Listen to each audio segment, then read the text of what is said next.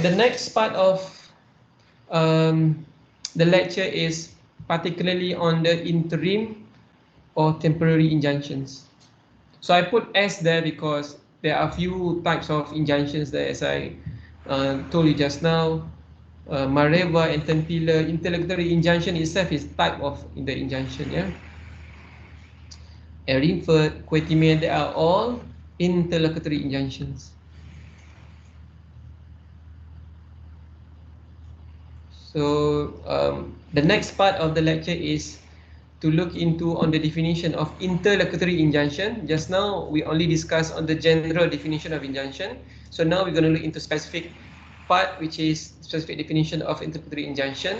Number 2, on the types of interlocutory injunction. That one I will discuss in detail in the next lecture. So for this lecture, I will discuss only the third and the first, third and fourth point, which is the guidelines in granting interlocutory order, when the court will grant or may grant interlocutory order, and lastly on when the court can discharge or may reject the application of interlocutory application or interlocutory order application.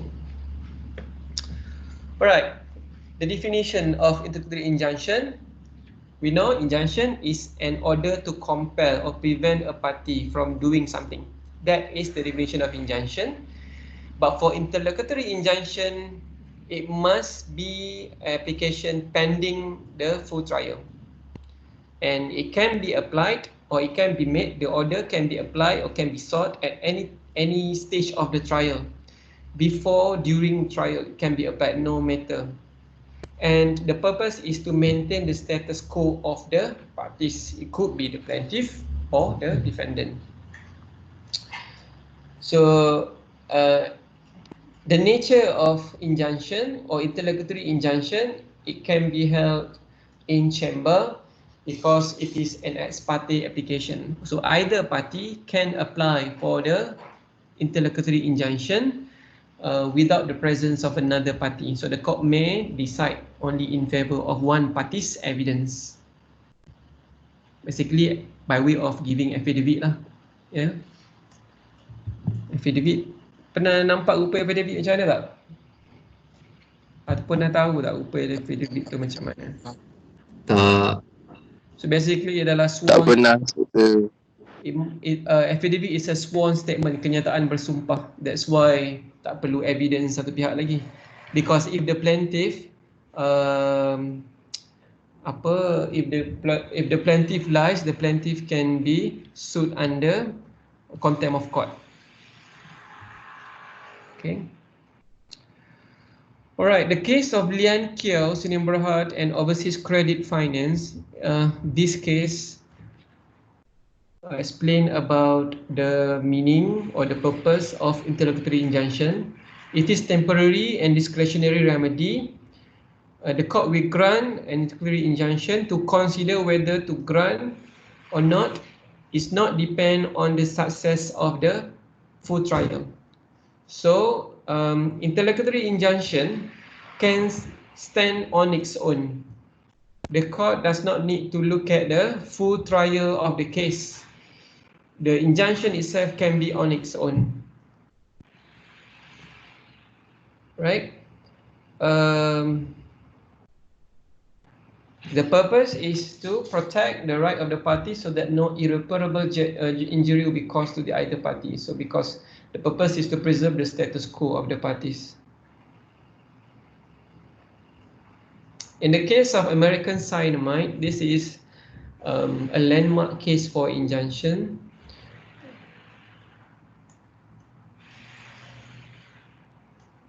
Right.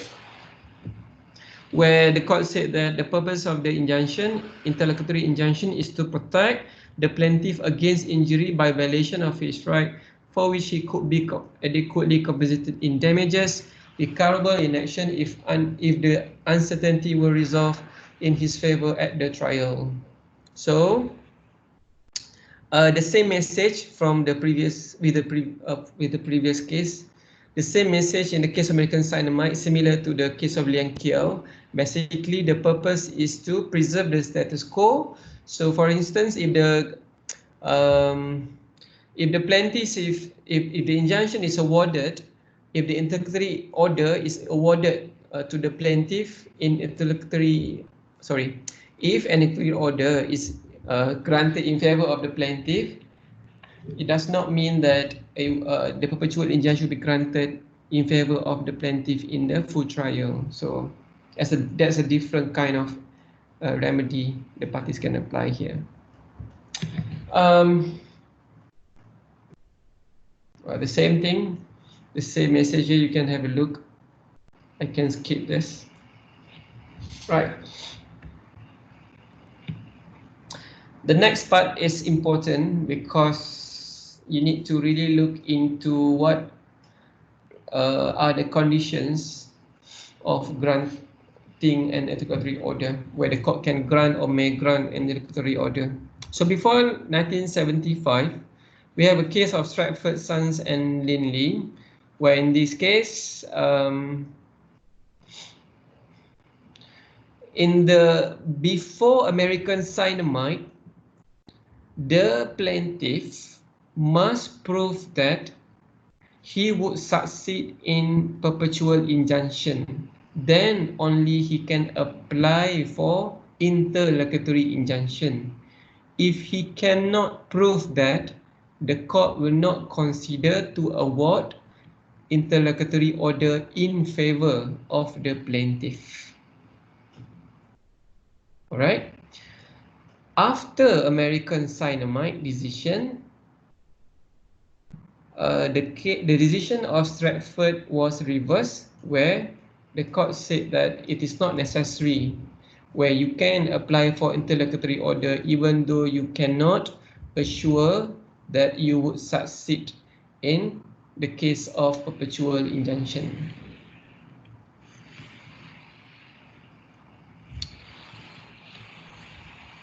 So I will, ada tak fakta kes dalam ni? Saya tak explain in detail. The case of American Dynamite is actually sorry.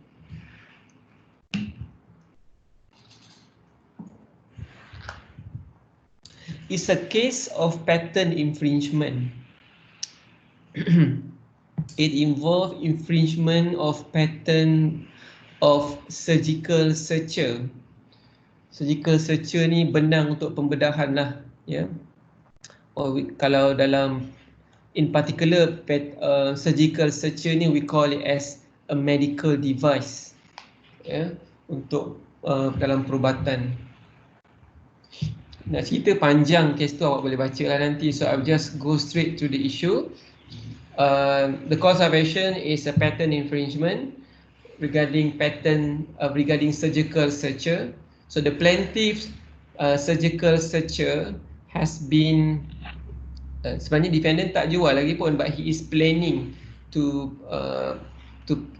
produce almost similar surgical suture of the plaintiff. So the plaintiff took an interlocutory and injunction action against the defendant. This case, this landmark case, is important because this case laid down the requirements of interlocutory injunction. Number one, the plaintiff's case must not, or the applicant's case must not be frivolous or vexatious. It must involve a serious case to be tried. Ada dengar bunyi tak kat belakang? Mengganggu tak? Ada, tapi okey je. Tak mengganggu. Sama, kalau mengganggu saya nak tukar tempat. Tak ganggu, okey lah. Okey. Boleh tak ganggu ke nak saya tukar tempat? Boleh je doktor. Alright. Tak tukar. Okay, I proceed. Thank you. So the plaintiff must prove that he has a serious case to be tried, because the court will only entertain an urgent application. An application that require an urgent attention, like for immediate relief. That's the purpose. That's the overall purpose of an injunction. Number two, the court will look, or we consider the balance of convenience. What does this mean? What is this balance of convenience? where the court will look into the position of the plaintiff and the defendant. We discuss on this later. Number 3, when there are still doubts about adequacy of damages, that's where the court will consider the special circumstances. So all these elements must be proven conjunctively. Each and every one of them must all be proven. Alright, the first element is that the plaintiff must not have a vexatious case, meaning that the plaintiff must have a genuine case. It is just not an attempt to ridicule or harass the defendant. So the plaintiff must prove that there is a serious question. What is a serious question? It is a question of fact. In the case of Hong Kong Vegetable Oils Company Limited, in this case, the court held that a serious question to be tried is a question whether the action is properly conceived and whether all the proper, necessary and interested parties are before the court so that any order made can properly and effectively be implemented. So to decide or to determine what is a serious question, the court will look at the situation or the facts of the case, right? So to prove a serious question, the applicant must present or must tender to the court the material evidence that if he go or if he wait for the full hearing, the application will be rejected. So he need to apply for interlocutory order to preserve his status quo. That's why interlocutory order is granted pending full trial or pending final determination of full trial. So one of the way of giving the evidence is by giving affidavit evidence, sworn statement. There are many examples that we can look into to understand on the serious question to be tried. In the case of Tan Kui, in this case that involved the issues of adverse possession. Because of a long, the plaintiff has had factual or equitable possession in the land. So when there is a transfer of land to another party without his consent, it's very important to take action under injunction because there is issue of adverse possession where if he does not take the action, then the possession of the land would be denied of the possession of equitable possession in the land. Alright, in the case of Kuantan Kuala Lumpur Express Omnibus and Utama Express, this is a case where the defendant operate the same service, which is bus service without license. So the court awarded injunction against the in favor of the plaintiff, right?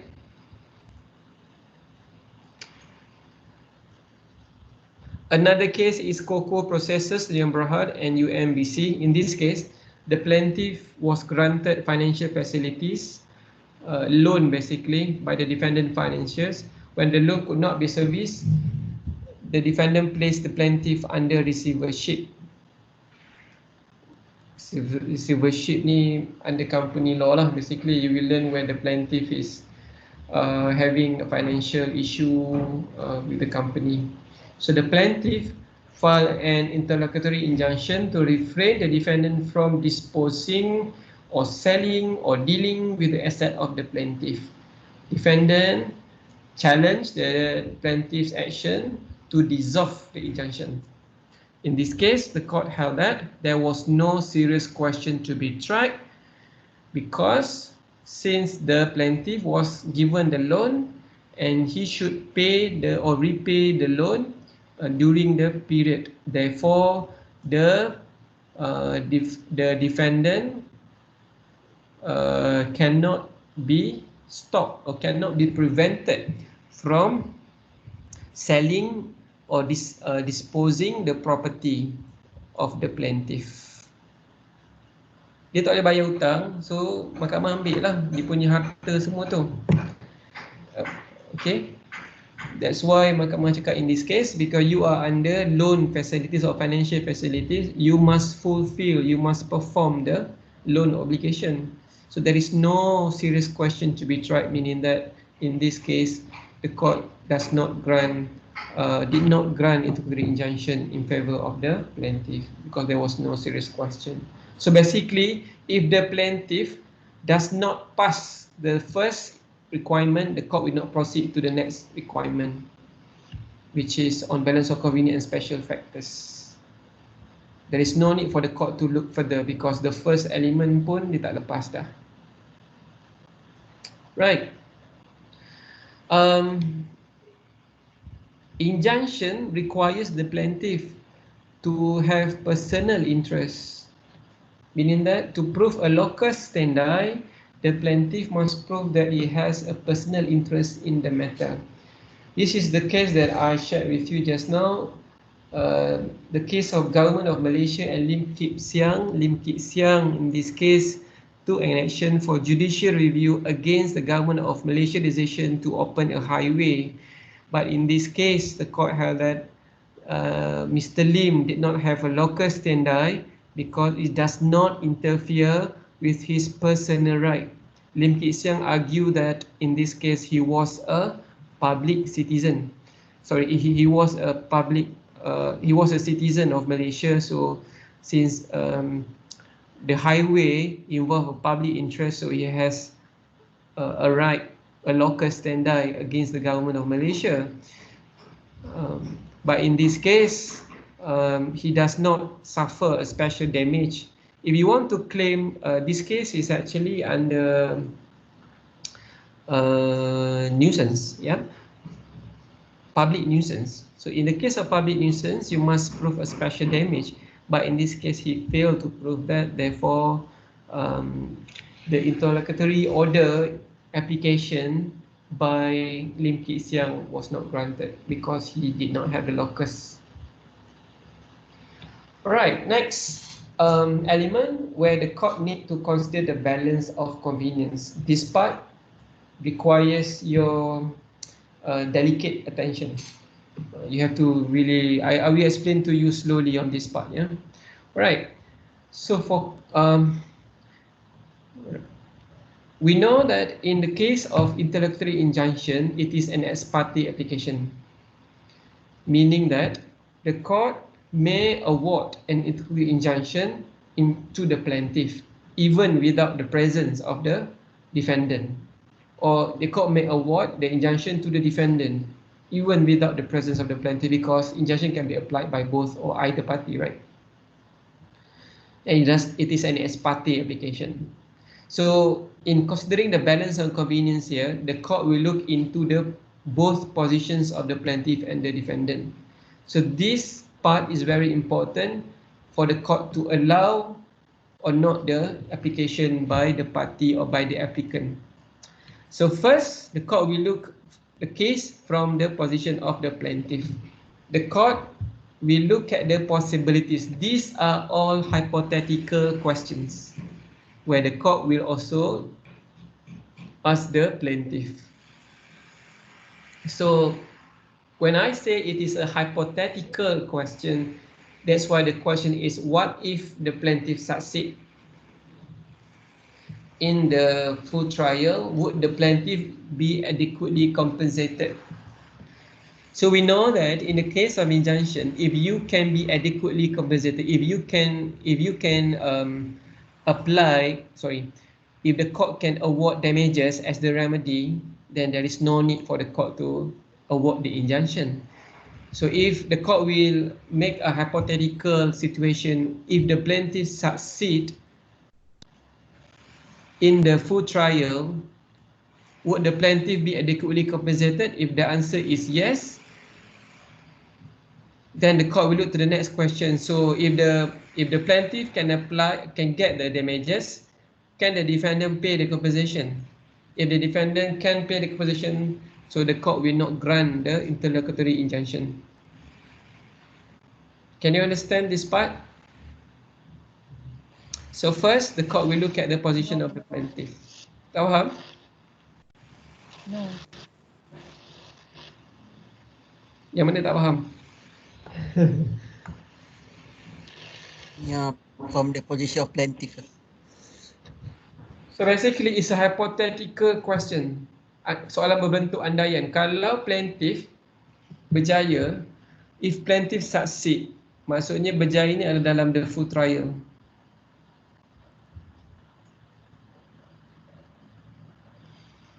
So adakah plaintiff akan dibayar damages?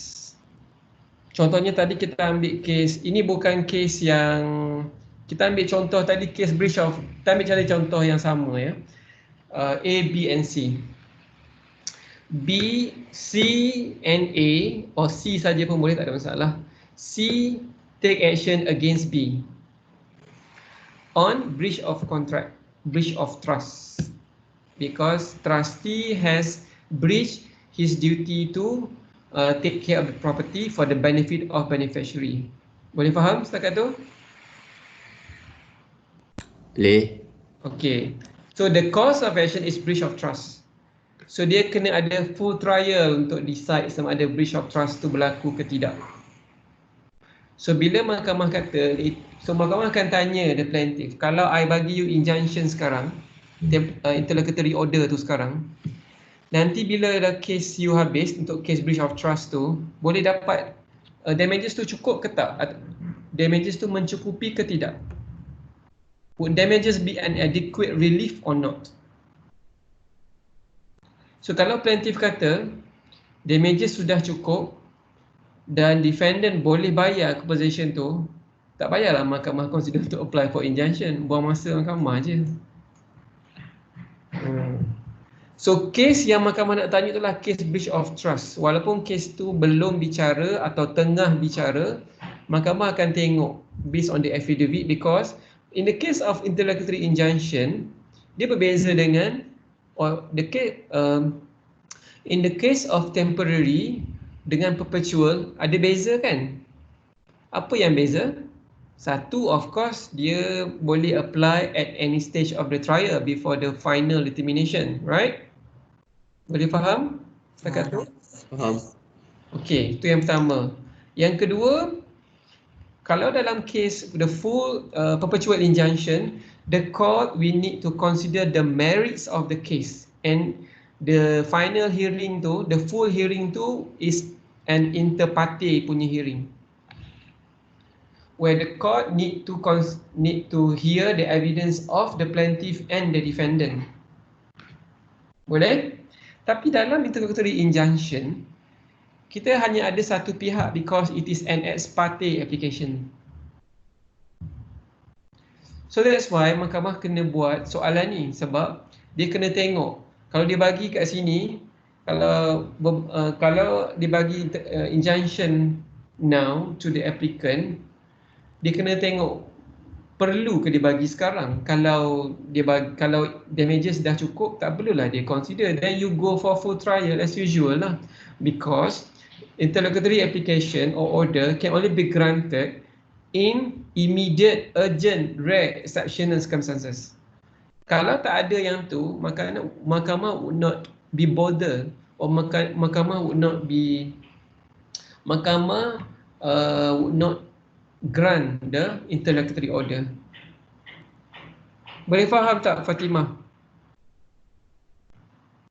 Okay. Boleh? Boleh. So kita kena bezakan, kita kena ingat sekarang ialah ini adalah ex parte application, where only the party, only the plaintiff, only the applicant lah, saya sebut applicant, okay, ataupun the plaintiff present there in ex parte application. It is held in chamber. Kenapa perlu ex parte? Because it requires an immediate relief. Immediate relief, of course, an injunction lah kat sini, right? Doktor. Yeah. Maksudnya kalau yang dia if P succeed tu dalam full trial, maksudnya macam mana dia nak determine yang dia boleh succeed tu based on the affidavit evidence lah. Betul.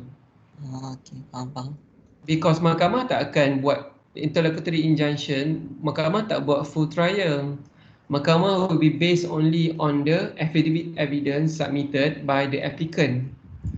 Kalau nak buat full trial, dia tak nama interlocutory dah. Dia kena pergi for perpetual or permanent injunction application. Ataupun sekarang dia tak perpetual injunction ni tak semestinya wujud dalam semua kes pun. Kadang-kadang dia ada, kadang dia tak ada. Macam dalam kes tadi, breach of trust, dia tak ada pun, tapi plaintiff nak ambil interlocutory injunction to prevent the trustee B from selling or disposing the property to a third party kan. Kalau dia tak buat macam tu, mungkin dia tak boleh nak the property might be destroyed ke. Tapi kalau mahkamah cakap dia nak ke mana pun sebab property tu has been put in caveat contohnya, dah ada caveat atas tanah tu, kalau you apply injunction pun what for? Betul tak? Kalau tanah tu ada caveat, you nak jual tak boleh. Kalau you walaupun you equitable owner, beneficiary tu does not have registered title yet, tapi dia ada equitable ownership based on the promise made by the settlor by A. So dia dah ada equitable title. Nak selamat dia letaklah caveat. Ingat case Holy Holdings? Sebab dia tak letak caveat tu lah, walaupun dia ada equitable title, equitable possession in the land, dia tak dapat tanah tu. Sebab ada legal owner, dah dijual kepada legal owner.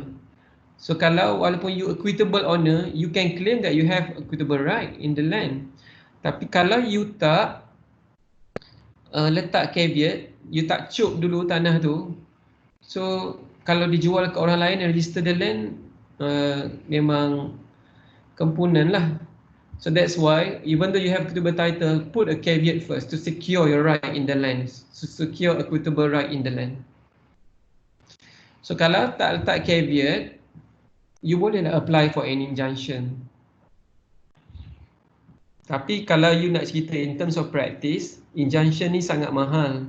Saya tak pasti cost ni berapa, but lagi mahal daripada caveat lah. Caveat you just pergi pejabat tanah and apply for caveat kan.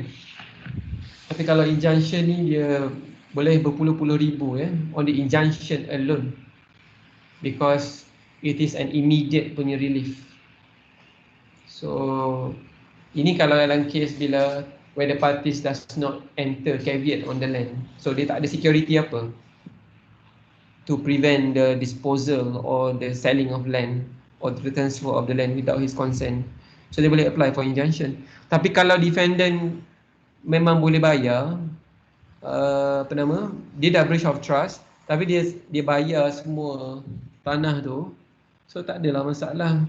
Ataupun dia tak jual lagi tanah tu, the deed tu masih ada lagi dengan defendant, so dia tak payahlah apply for injunction, dia apply lah yang lain-lain. Just dia boleh apply under specific performance.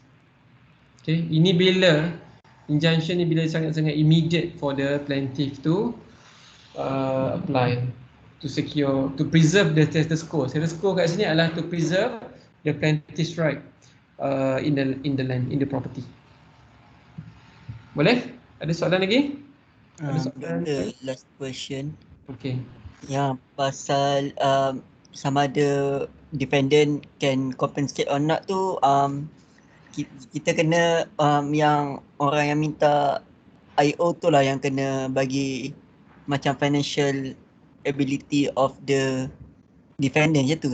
Dia kena buktikan yang tu boleh bayar macam tu. Betul. Yang tu awak advance sikit. Yang tu next slide. So biasanya mahkamah akan tanya plaintiff lah, sebab akan tanya plaintiff and based on the affidavit evidence. So, kalau plaintiff, dia akan tengok siapa defendant, background defendant, the financial apa dia panggil, capacity of the defendant lah. Mahkamah memang basically, mahkamah will rely on the affidavit evidence. So affidavit evidence is the only evidence available in ex parte application ni, and of course the testimony of the plaintiff lah. Basically on affidavit je mahkamah rely. Sebab tu dia tak ada, sebab tu dia ex parte. Dan dia held in chamber, maksudnya kadang dalam bilik hakim je. Dia tak buat dalam open court pun. Masuk bilik hakim, and then the court will ask few questions and look at the affidavit evidence tu as an evidence whether to award or not the interlocutory order. Alright, next kita tengok pula from the position of the defendant. Tadi tengok from the position of the plaintiff kan. Tadi soalan yang awak tanya tu Syukri. So kalau plaintiff berjaya dalam kes breach of trust tu, adakah plaintiff akan dapat damages yang mencukupi? So kalau plaintiff kata tak cukup, then mahkamah akan tanya lagi,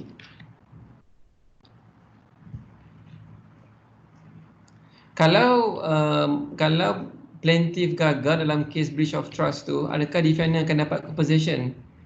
Kalau plaintiff cakap yes, dan plaintiff akan ditanya pula macam bolehkah dibayar compensation tu.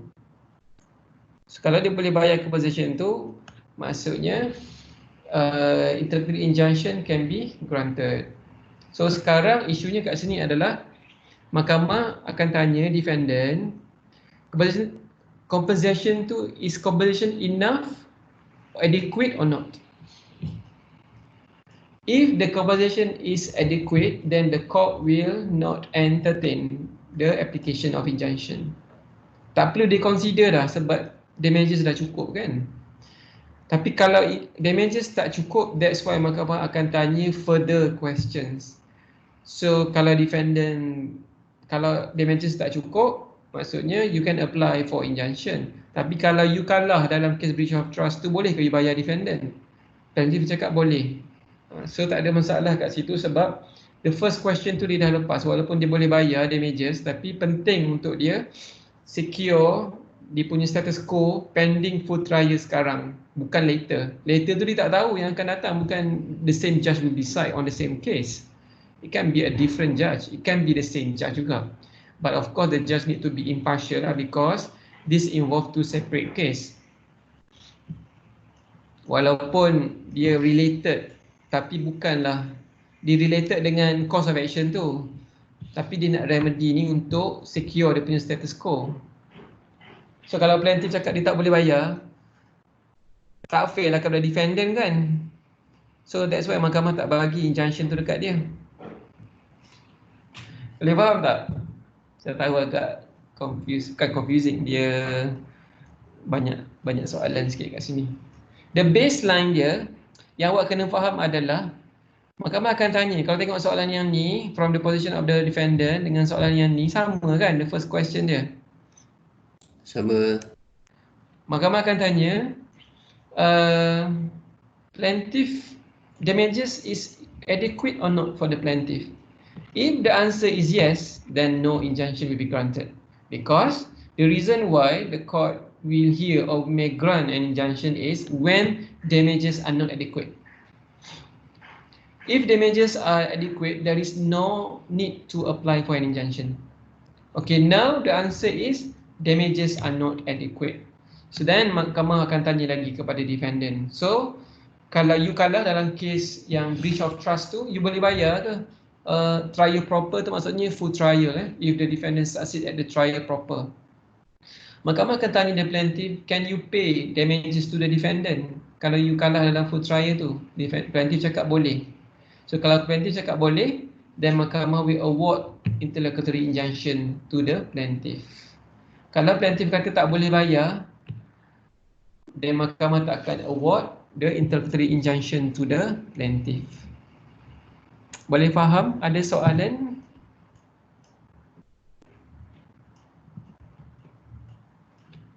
Ada soalan?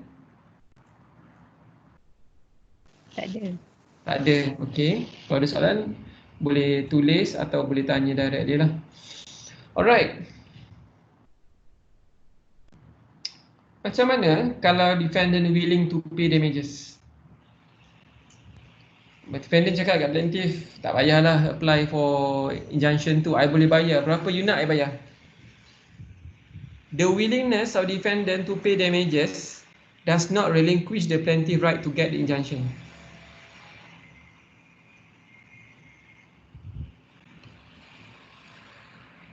Dia bukan masalah defendant willing ke tak, but the plaintiff rasa defendant tak boleh bagi dia damages are not enough. Bukan masalah defendant willing ke tak untuk bayar damages tu.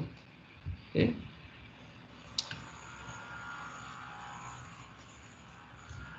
So bila tadi yang ini ni, bila yang ini mahkamah akan minta plaintiff untuk buat undertaking to pay damages. Maksudnya dia kena buat undertaking. Kalau dia kalah dalam full trial tu, dia kena bayar damages. Dia kena buat undertaking. Kalau tak boleh buat, maksudnya tak ada balance of convenience kat situ. Balance of convenience senang cerita, dia tengok on the fairness lah. Balik semula kepada conscionability doctrine. Mahkamah will look at the conducts of the parties. So maksudnya mahkamah will look into whether when the court award an interlocutory order to the plaintiff, would that be fair to the defendant? Kalau dia kalah nanti, kalau plaintiff kalah, plaintiff boleh bayar ke defendant dalam full trial nanti. So that is where the court will look into the fairness of awarding injunction to the plaintiff. If the plaintiff cannot be fair or cannot pay damages to the defendant in case plaintiff fail in the full trial, then the court will not award the damages. So there must be sort of like undertaking as to damages, meaning that the plaintiff must assure the court that he is financially secure. He can pay the damages to the plaintiff. The plaintiff can pay damages to the defendant when he fails, if he fails in the full trial of the breach of trust punya case tadi lah. Boleh faham? Husna, okay Husna?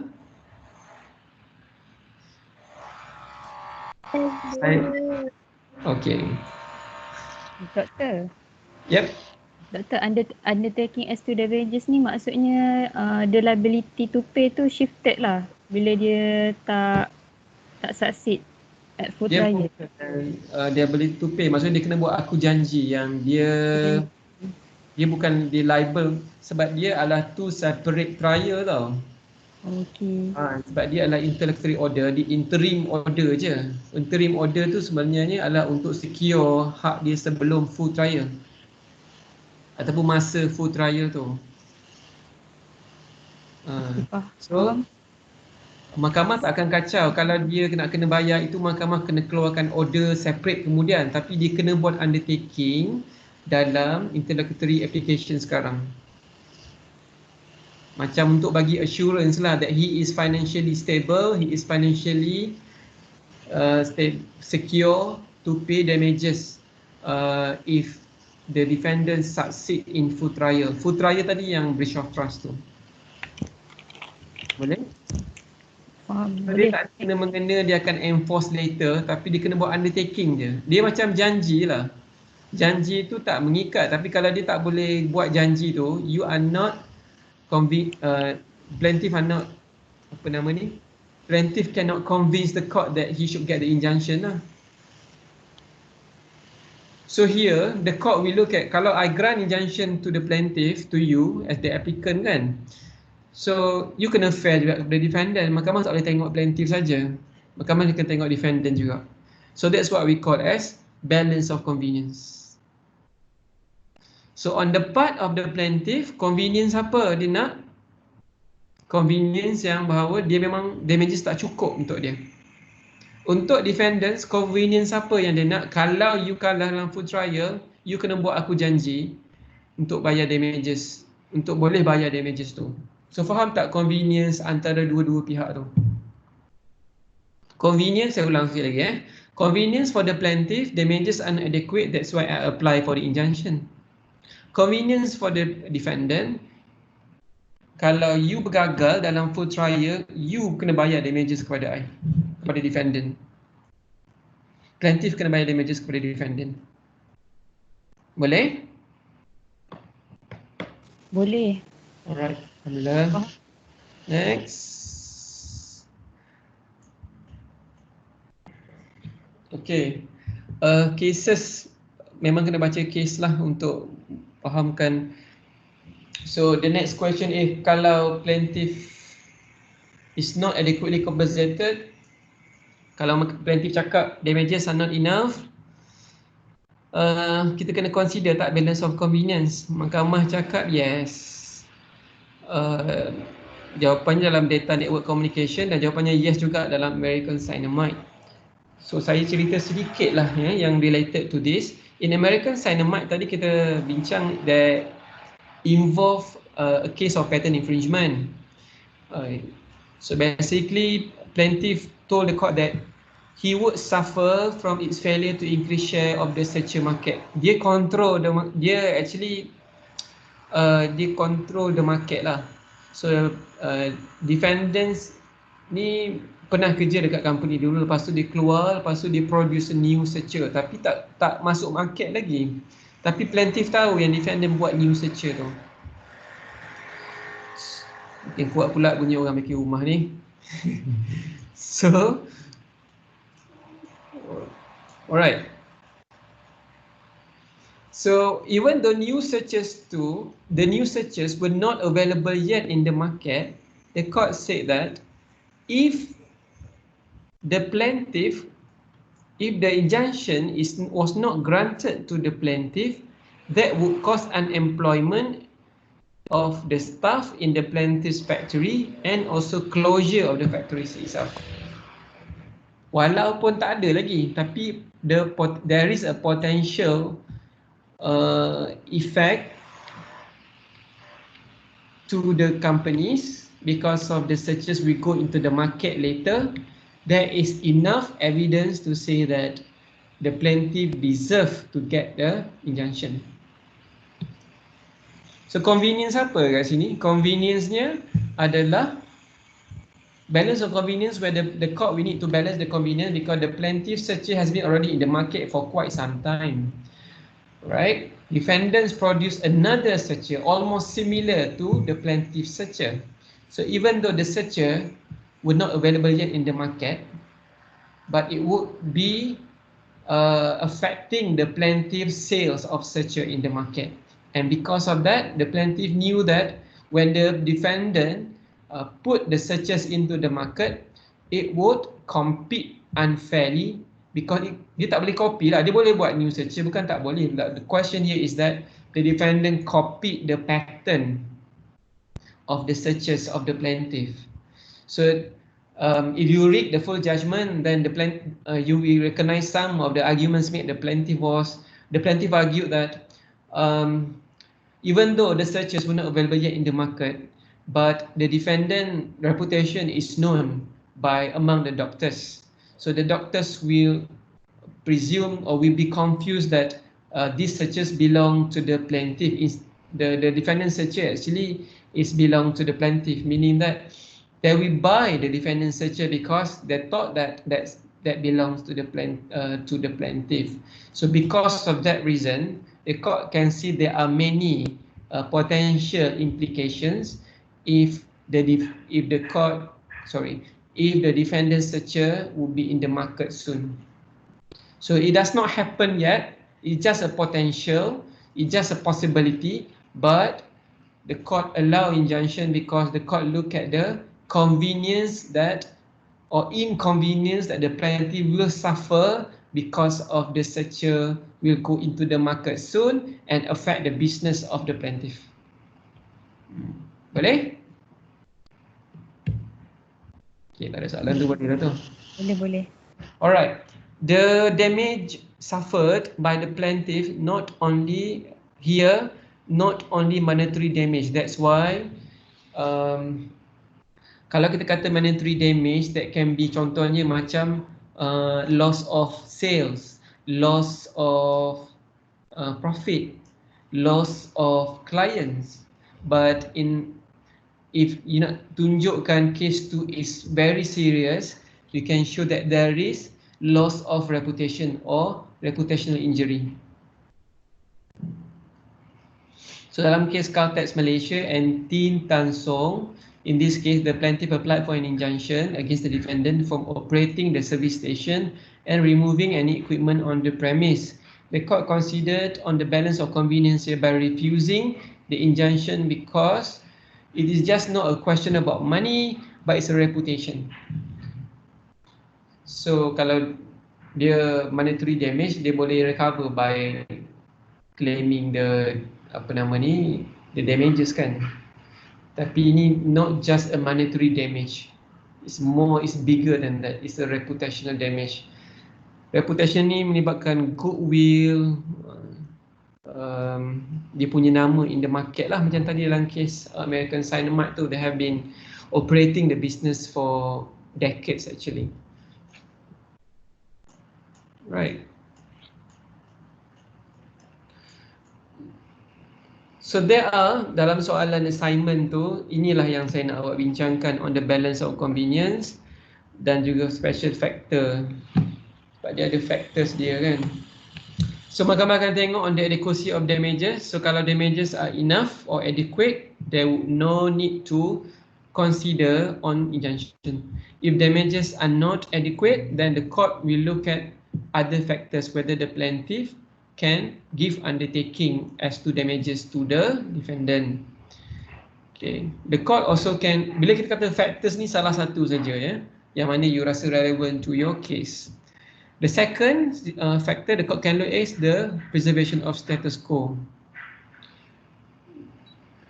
Third is relative strength. The court will look at whether the grant of the injunction would give fairness to the both parties or proportionate balance to the parties. Okay, ada 7 slide lagi, lebih kurang kita habis by 11:30 insyaAllah.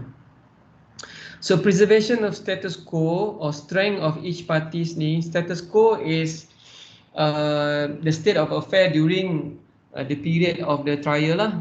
Tadi kalau tengok dalam case breach of trust kan, you boleh juga refer to the case of Garden Cottage and American Dynamite.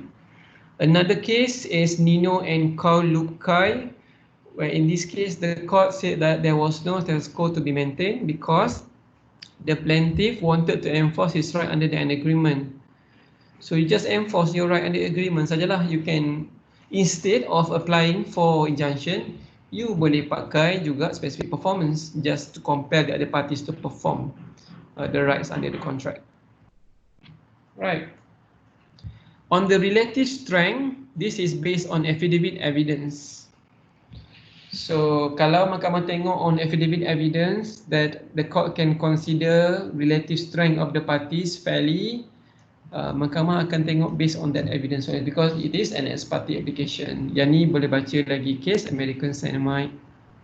Special factors, it is a question of facts, but court said that somehow dia special factors ni nampak tak dia boleh overlap sebenarnya dengan each other factors tu. But some courts cakap macam Hembry and Martin is an established or famous legal scholar lah. Ada buku dia Equity and Trust.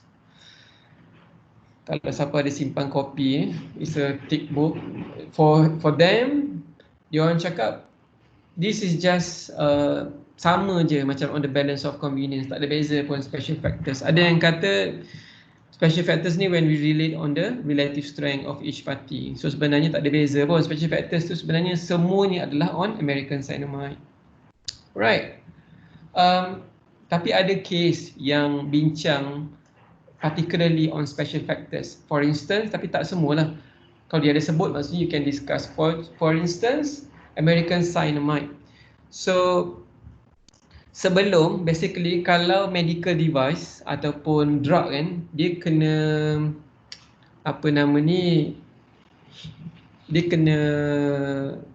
dia kena go through certain process of regulation. So sebelum dia market tu, doctors are familiar dah dengan ethicals punya searcher. Sebab dia dah sibuk sebab doktor pun kenal dia, doktor dah familiar dengan searches tu. So kalau dia tak apply for an injunction, dia dah masuk market, tak guna dah lah sebab doktor will assume that or would think that the ethical searches actually is the same thing of the searches belong to American Dynamite. So the court said that kalau dia, once doctors became familiar with ethical searches during pre-trial, maksudnya bila case tu dah start, tak guna lagi lah dia nak minta untuk permanent injunction tu. So better dia minta sekarang because it would be commercially impracticable for cyanamide to insist the same searcher to be withdrawn because it's already in the market. So it is already in the market, there is no need to apply for interlocutory injunction anymore because interlocutory injunction is to preserve the status quo of the plaintiff. What is the status quo of the plaintiff? That the searches should not be infringed. The searches patent should not be infringed. So if the searches is allowed to be put in the market, so there is it is commercially impracticable anymore to apply for interlocutory injunction. Okay, case ni boleh baca lah ya. The rest are the cases where you can read on special factors, Hotel Continental, Dunia Raya Enterprise, and these are other cases where you can read as well, where the court followed the precedents of American Cyanamide. Right, the last part of interlocutory injunction for today is on the discharge of interlocutory order. Section 54 of the Specific Relief Act is a long section. So the effect of interlocutory order can give effect to stay the judicial proceeding, can restrain person from applying to any legislative body, can interfere with public duties and other things as well, right? So that's the effect of interlocutory order. That's all for today, unless if there are questions before we disperse. I welcome any questions on the topic.